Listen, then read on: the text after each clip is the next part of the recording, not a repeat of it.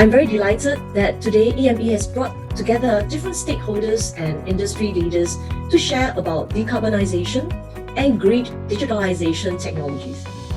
To achieve the kind of transformation we envision for Singapore's energy reset and the Singapore Green Plan, we need a whole of nation effort involving all stakeholders, from the industry big boys, SMEs, startups, to researchers, community at large, and our youth.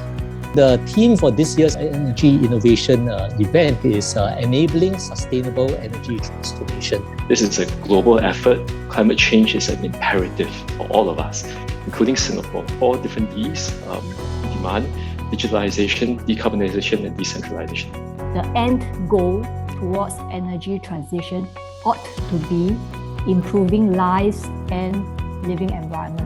We have to walk the talk. We can't just say that, innovation, technology are very important. Everybody will say that. Whether you really, invest time and invest manpower to do so, that will be the biggest challenge. If it's going to be imported, that is, via carriers such as ammonia or liquid hydrogen, or whatever other carrier, multi-purpose port operators such as Jurong Port would see itself as lending a hand in trying to effectively handle the cargo, store the cargo, and to redistribute this cargo for use in power generation. We need ideas. We need people to change their mindsets about how things are going forward as well, how we use energy, how energy is supplied. It's absolutely key in terms of how we work together. That this is really just the beginning of how we can bring this ecosystem together. Our technology actually can bring 3 benefits to Singapore. It can reduce carbon dioxide emission, reduce the landfills, and reduce sand imports.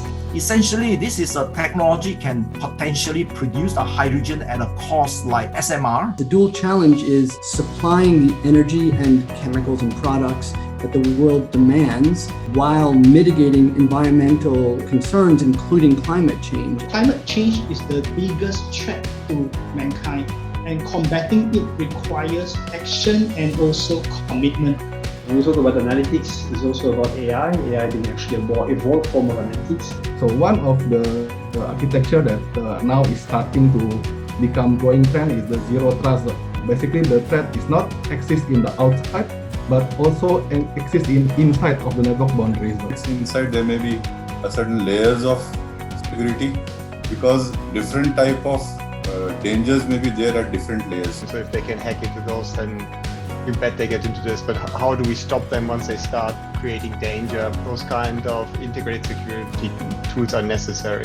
Ecolabs aims to help Singapore-based energy startup and SME to successfully commercialize and scale their innovation efforts.